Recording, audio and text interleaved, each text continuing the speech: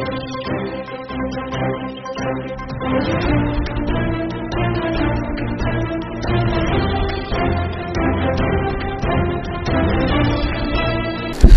आवाज़ एक खास मुलाकात में आज मुलाकात कर रहे हैं एक ऐसी शख्सियत जो प्रदेश कांग्रेस कमेटी के सचिव रह चुके हरीश जी यादव। हरीश जी, आपका स्वागत है आपकी आवाज़ पे। सबसे पहले मैं आपकी आवाज़ में अरुण कुलवाल जी का आभार व्यक्त करता हूं, मुझे यहाँ बुलाया और डिबेट का मौका दिया। जी हरीश जी, अगर हमारे व्यूवर्स आपके बारे में जानना चाहें, आप अपना परिचय थोड़ा हमारे व्यूवर्स को कराइए। किस तरह से आप बताना चाहेंगे व्यूवर्स को? जी, मैं हरीश यादव हूं और नगर निगम के सबसे बड़े वार्ड से मैं काउंसलर रहा हूं 2004 से 9 तक। उसके बाद में प्रदेश कांग्रेस कमेटी में 2014 से 19 तक सेक्रेटरी रहा, अलवर का प्रभारी रहा और अभी हाल ही में सरकार की जो राजनीतिक नियुक्तियां दी गई उसमें स्पोर्ट्स काउंसलिंग स्पोर्ट्स बोर्ड में मैं मेंबर रहा। हमारी चेयरपर्सन कृष्णा पूनिया थी और सरकार के कार्यकाल में सेवा करने का, लोगों से मिलने का, पार्टी ने मुझे सम्मान भी दिया और आज भी मैं पार्टी की रीति नीतियों के पक्ष में काम करता रहता हूं। किस तरह से देखते हैं अभी जो हाल ही में लोकसभा का जो इलेक्शन समाप्त हुए हैं और इस रिजल्ट के बारे में आप किस तरह से देखते हैं? आप युवा हैं तो इस राजस्थान के परिप्रेक्ष्य के रिजल्ट को किस तरह से देखते हैं और राष्ट्रीय परिप्रेक्ष्य में किस तरह से देखते हैं इस रिजल्ट?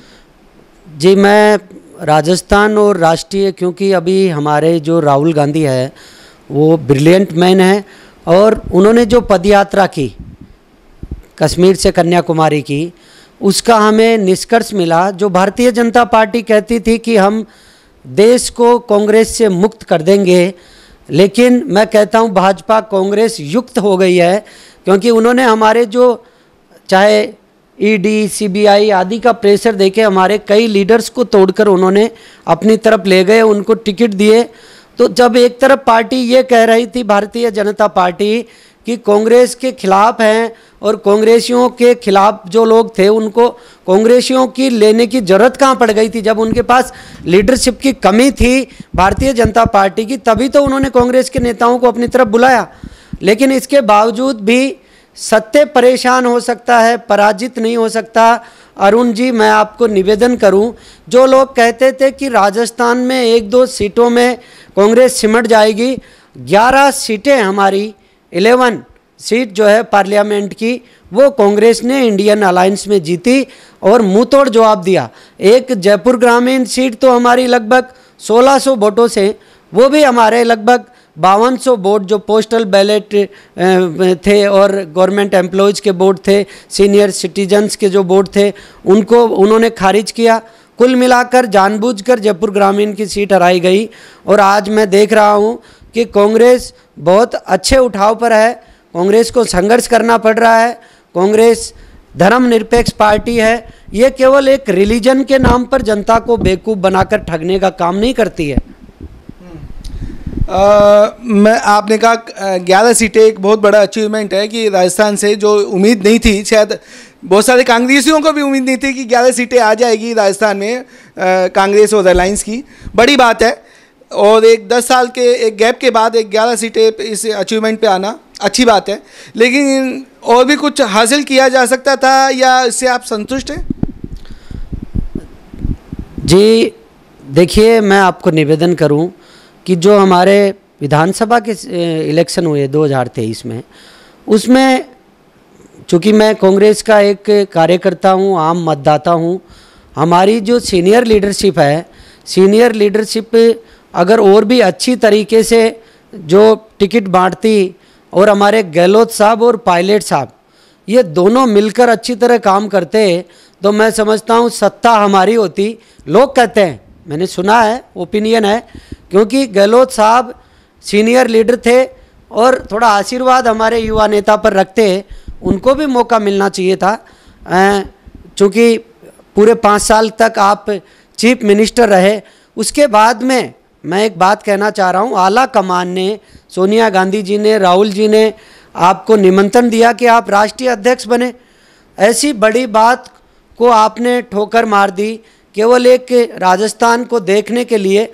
आप तो बहुत बड़े लीडर थे और आपको पूरा इंडिया देखना था, तो मेरा ये मानना है कि अगर गहलोत साहब राष्ट्रीय अध्यक्ष बनते तो मेरे हिसाब से यहाँ कांग्रेस की सरकार जरूर बनती। रिपीट हो जाती है, आपका कहना है कि क्या बड़ी गहलोत जी से बड़ी चूक हो गई कि 2 साल पहले जो आला कमान खुद सोनिया गांधी एंड फैमिली ने जब उनको ऑफर किया कि आप राजस्थान के अध्यक्ष बन जाइए, नेशनल कांग्रेस के अध्यक्ष प्रेसिडेंट बन जाइए, अध्यक्ष बन जाइए, उसके बावजूद भी सत्ता इतनी मतलब हावी हो गई कि गहलोत जी पे कि राजस्थान छोड़ा नहीं गया, राजस्थान का मोह, सत्ता का मोह।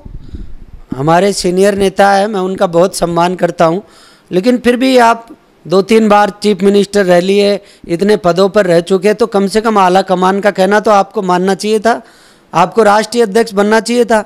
पूरे देश की जनता और ज़्यादा खुश रहती, कांग्रेस मोटिवेट होती, कांग्रेस मजबूत होती, क्योंकि कई लोगों के मुख से मैंने ये बात सुनी है। हो सकता है गहलोत साहब की ओपिनियन अलग हो, लेकिन जब आला कमान ने कह दिया उसका पालन उनको मेरे हिसाब से करना चाहिए था। बात अगर गहलोत जी की जाए और गहलोत जी और पायलट साहब की जो आपसी जो मनमुटाव रहा, लड़ाई झगड़े रहे, कहीं ना कहीं वो एक बड़ा मुद्दा हो गया और वही 2023 के विधानसभा के इलेक्शन हार का एक बहुत बड़ा रहा। इसका कारण देखिए, इसमें इन नेताओं की कमी नहीं है और न गलती गहलोत साहब की है न पायलट साहब की, लेकिन जब कार्यकर्ता दोनों नेताओं के और छोटे मोटे तनाव से आहत हो जाते हैं तो उससे आम मतदाता को वो प्रभावित नहीं कर पाते। इसमें गहलोत साहब का होश और पायलट साहब का जोश, ये दोनों मिलकर काम करने चाहिए थे। देखा मैंने, कहा नहीं होती है गुटबाजी, आज भारतीय जनता पार्टी में भी होती है, लेकिन गहलोत साहब को थोड़ा सा पायलट साहब की पीठ थपथपाकर उनको आगे रखना चाहिए था, क्योंकि आज भी मैं देख रहा हूँ अगर फैन फॉलोइंग अगर कहीं पर है, इंडिया में बहुत अच्छी फैन फॉलोइंग आप सोशल मीडिया पे देख लें, सचिन पायलट की दीवानगी को कोई डिनाई नहीं कर सकता, ये बिल्कुल सही बात है। और सीनियरिटी के नाते आज मान लो मैं लीडरशिप कर रहा हूँ और मेरे कोई नई पीढ़ी है, मैं उसको आगे नहीं करूँगा तो पार्टी मजबूत कैसे होगी? पार्टी मजबूत कैसे होगी? कहीं ना कहीं इसमें 2023 की लड़ाई में कहीं ना कहीं जो विपक्ष ने आरोप लगाए भ्रष्टाचार के, और जो लास्ट में जो 2 साल में गहलोत सरकार ने जो बंदा बांटी, उस पर आपका क्या कुछ कहना है? कुछ भ्रष्टाचार हुआ नहीं हुआ? नहीं साहब, भ्रष्टाचार हमारे सरकार में नहीं हुआ। और एक्चुअल में मैं आपको निवेदन करना चाहता हूँ, आरोप प्रत्यारोप, आरोप लगाना और सत्यापित करना बहुत रात दिन का अंतर है। मैं आपको बता दूं, इन लोगों ने कई आरोप लगाए, गहलोत साहब पर लगाए, हमारे गोविंद डोटासरा पर लगाए, चाहे आरएस भर्ती के थे, पेपर लीक के थे। तो मैं अभी नीट का पेपर हाल ही में, भारतीय जनता पार्टी की सरकार है, ये उसमें भी हुआ है। मेरा ये मानना है माननीय कि इतने बड़े स्टेट में जब 7.5 करोड़ लोग रहते हैं तो इसके east west north south zone wise ये पेपर कराने चाहिए। और पेपर को जब पेपर आपका शुरू हो रहा हो उस दिन ऑनलाइन जो है आप जो है केंद्र पर भेजें। ये पहले अगर आपने कहीं प्रिंट में छपाया है, कहीं मजदूर लीक कर रहा है, कहीं पर जो है प्रलोभन देकर जिनके पास सेंटर है वहाँ से शिक्षक लीक कर रहे हैं, तो इसका इलाज चाहे भारतीय जनता पार्टी का राज हो चाहे कांग्रेस का राज हो, ये एक सीमित जो है जाकर प्रशासन की व्यवस्था हो, क्योंकि इतने बड़े अभ्यर्थी जब बैठते हैं तो कहीं ना कहीं छोटी मोटी कमी हो जाती है। राज्य बड़ा है और देश तो अब तो चाइना को भी फैल कर चुका है, इसलिए इनको सीमित क्षेत्रों के अंदर जैसे 4-5 जिलों का एक जोन बनाकर उनमें परीक्षा करा दे, फिर दूसरे जोन में करा दे। ये मेरा ओपिनियन है, मेरी सलाह है, बाकी करना सरकार को है। कहीं अशोक गहलोत की तीसरा जो कार्यकाल रहा, कहा जाता है वेलफेयर ज़्यादा हुआ, जो उन्होंने 20 साल 25-30 साल के जो आपसी रिलेशन है वो उसमें वेलफेयर ज़्यादा किया, उस वजह से सरकार में ये जनता के प्रति ये भाव आया कि कहीं ना कहीं दुष्प्रचार रहा कि भ्रष्टाचार हावी रहा कांग्रेस गवर्नमेंट पे। तो और सत्ता जो सेंटर का जो सीट सिलेक्शन है या लोकल में जो सीट सिलेक्शन हुआ हो विधानसभा पे, उस पर आपका क्या कहना है? देखिए, मैं ये कहना चाहता हूँ कि जो इंडिविजुअल जो विधायक जीत कर आए थे उन लोगों की ज़रूरत थी हमारी सरकार को, माननीय चीफ मिनिस्टर गहलोत साहब को, कि मजबूरी थी, क्योंकि वो बैसाखी का सहारा था सरकार को, पूर्ण बहुमत नहीं था। तो उन लोगों ने भी जहाँ पर जो उनके कार्यकर्ता थे उनके थ्रू कई मनमर्जियाँ की और कहीं ना कहीं संतुष्टि की कमी रही। एक तरफ पूर्ण बहुमत होता है तो काम करने का अलग मज़ा आता है, लेकिन निर्दलीय थे, बसपा के लोग थे, उन्होंने भी अपनी मनमर्जियाँ और अपनी मर्जी से प्रशासन के अधिकारी लगाना, ये कई चीज़ें जो जनता का ओपिनियन सामने आया। फिर भी गहलोत साहब का कार्यकाल बहुत अच्छा रहा, चाहे 25 लाख का फ्री बीमा हो, इलाज का मामला हो, फसल बीमा हो, किसानों को जो है कर्ज माफ़ी का काम हो, ऐसे कई काम थे, निःशुल्क अनाज हो, इंदिरा रसोई का काम हो। ऐसा कार्यकाल न तो कभी आ सकता, फ्री मेडिसिन का हो। अब भारतीय जनता पार्टी ने आते ही वो सारे जो वजीफे थे, भत्ते थे, सुविधाएं थे, उन पर अंकुश लगा दिया। जो राजस्थान में दूसरी बात कर लेते हैं, सेंटर की बात कर लेते हैं, मोदी की योजनाओं की बात कर लेते हैं। आपकी क्या ओपिनियन है, राम मंदिर बनने से आपको सहक नहीं है? देखिए, मेरे घर में खाटू श्याम जी का भी मंदिर है, राम जी के भी फोटो है, और मैं ये कहता हूँ कि जिस अयोध्या के दम पर कि राम जी तो सबके हैं, लेकिन जो अयोध्या की बात करते थे वहाँ की सीट भारतीय जनता पार्टी हार गई। कितनी शर्मनाक बात है। मैं ये कहना चाहता हूँ कि धर्मनिरपेक्ष राष्ट्र में हर रिलीजन, हर धर्म के लोगों का हम सम्मान करते हैं। कांग्रेस पार्टी ने सबका सम्मान किया, मान किया, लेकिन आपने जहाँ राम जी की स्थापना हुई, मंदिर बना, वो सीट क्यों नहीं जीती? मैं इसका जवाब चाहता हूँ, भारतीय जनता पार्टी के नेता जवाब दे। ये तो एक वक्त की नज़ाकत की बात है। ठीक है, आप सत्ता में हो, 10 साल आपने राज किया है, इससे पहले कांग्रेस का ही राज रहा है, 70 साल कांग्रेस ने राज किया है। एक बच्चा जब स्कूल में जाता है, 12 महीने स्कूल में पढ़ता है, 2 महीने की उसकी गर्मी की छुट्टियां आती है। ठीक है, हमें मौका जनता ने नहीं दिया, लेकिन जनता का रुझान हमारी तरफ बढ़ रहा है। इंडियन अलायंस में हमारी सीटें अच्छी आई है, चाहे उधर हम अखिलेश यादव की बात करें, उन्होंने सीटें अच्छी लेकर आए हैं, चाहे बिहार की बात करें, वहाँ पर सीटें अच्छी आई है। दूसरी जगह हमारा अलायंस था, यहाँ राजस्थान के अंदर अलायंस के कारण हमने लोकसभा की सीट, चाहे सीकर की हो, वो जीती है। अब हाल ही में थोड़े दिन बाद में 5 जो हमारे पार्लियामेंट मेंबर बने हैं, 5 विधानसभा के उपचुनाव है। आप रिजल्ट देखना साहब, हमारे पक्ष में रिजल्ट आएगा। राजस्थान की बात करते हैं, आप युवा हैं, आप अपना भविष्य किस ओर देखते हैं, कैसे देख रहे हैं और क्या विजन है आपका? आप कौन सी विधानसभा पे देख रहे हैं, ये बात करना जरूरी है। आप युवा नेता हैं, आपकी अपनी इच्छाएं, अपनी देखिए, इच्छाएं सीमित होती है, इच्छा को जिद न बनाया जाए, इसमें धीरे धीरे अपनी रफ्तार में आदमी काम करता रहे। मैं आपको बता दूं कि अरुण जी, मैं 2004 से 9 तक राज्य के सबसे बड़े वार्ड से, जहां 81,000 वोट थे और वार्ड नंबर 3 हुआ करता था, वैशाली नगर PRN का एरिया, वहां से मैं काउंसलर रहा। इधर आपके हवा महल में 80,000 वोट थे, जहां भंवर लाल जी मंत्री थे, सुरेंद्र पारिक जी विधायक थे। तो इतने बड़े एरिया को रिप्रेजेंट किया, अच्छा काम किया, लगभग 7.5 करोड़ के विकास कार्य करवाए, और जनता ने मुझ में वो छवि देखी लीडरशिप की और मुझे प्रेरित किया, मुझे आगे बढ़ाया। 2013 में मैंने MLA का चुनाव लड़ा इंडिविजुअल, और मैंने 37,000 वोट लिए, 37,000 वोट। तो मैं ये मानता हूँ कि लीडरशिप जनता ने मुझे दी है। उसके बाद में मैं प्रदेश कांग्रेस का सेक्रेटरी रहा, बोर्ड में मेंबर रहा, पार्टी ने मुझे बहुत कुछ दिया है।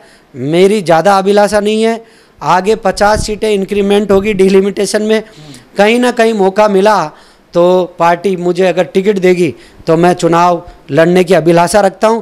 पार्टी मुझे टिकट नहीं देगी तो मैं पार्टी के साथ जी जान से रहूंगा, पार्टी मुझे और कहीं संगठन में सम्मान दे देगी। लेकिन मैं ये कहता हूं, अगर समुंदर में से एक लोटा पानी का आप निकाल लो, उस लोटे का अरुण जी कोई वजूद नहीं है। उस लोटे को समुंदर में मिला दोगे तो उसका वजूद है हरीश यादव। अगर पार्टी में है तो हरीश यादव का वजूद है, हरीश यादव पार्टी के बाहर चला जाएगा तो हरीश यादव का कोई वजूद नहीं है। राजस्थान अगर बात करें तो कांग्रेस की लीडरशिप किस ओर देख रही है? मैं बात करूं अगर सचिन पायलट की, तो आप में क्या उनकी मतलब क्या लीडरशिप क्वालिटी आपने देखी? देखिए, आपकी आवाज़ सबकी आवाज़ है और सब लोग देखेंगे, कई फॉलोअर्स देखेंगे। मैं तो कहता हूं कि जिसकी फैन फॉलोइंग अच्छी है, सोशल मीडिया पे जो अच्छे चल रहे हैं, जनता जिनको दिलो जान से चाहती है, आज युवा है, युवाओं के आइकॉन है। सचिन पायलट राष्ट्रीय महासचिव है, पूर्व उप मुख्यमंत्री रहे हैं, पूर्व में आप जो है PCC प्रेसिडेंट रहे हैं। आने वाला समय जो है, यूथ जो है बिल्कुल पायलट की तरफ देख रही है। अगर आला कमान मौका देगा तो पायलट के नेतृत्व में राजस्थान बहुत कुछ आगे कांग्रेस को बढ़त दे सकता है, ये मेरा भी मानना है, युवाओं का भी मानना है। और अब आला कमान पे डिपेंड है, बाकी हमारे सारे नेता एक हैं, हम सबका सम्मान करते हैं। चूँकि यूथ आइकॉन हम अलग से उनमें कुछ छवि देखते हैं। पायलट साहब अच्छे लीडर हैं और उनका अच्छा भविष्य रहेगा। जी हरीश जी, आप आए आपकी आवाज़ के स्टूडियो में और आपसे चर्चा की, आपके मन की भावनाओं को हमने उजागर किया आपकी आवाज़ के प्लेटफॉर्म पे, और मैं चाहूँगा कि इसको जनता समझेगी और सराहेगी। और बहुत बहुत धन्यवाद हरीश जी। बहुत बहुत धन्यवाद अरुण जी, आपने मुझे बुलाया। मैं ब्राइट फ्यूचर के लिए, आपकी आवाज़ के लिए ईश्वर से प्रेयर करता हूँ। धन्यवाद। धन्यवाद।